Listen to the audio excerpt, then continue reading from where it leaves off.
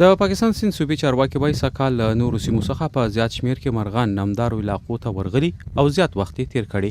د دوی په خبره د دې وجه د کرونا وایرس د مخنیوي په غرض لګول شوی ټولبند دی.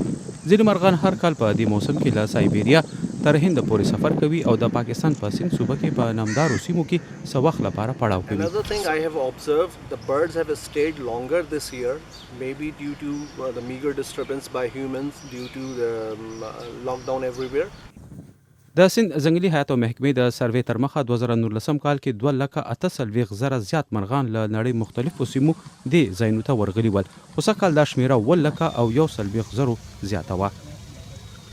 People are normally found saying that wildlife has taken a breath of relief during these lockdowns because I will speak from two contexts. So if it is illegal trade, which is in the domestic markets. Some trappers go to wild areas and they trap birds and sell in the markets. So it is completely, in fact, no more there during these lockdowns.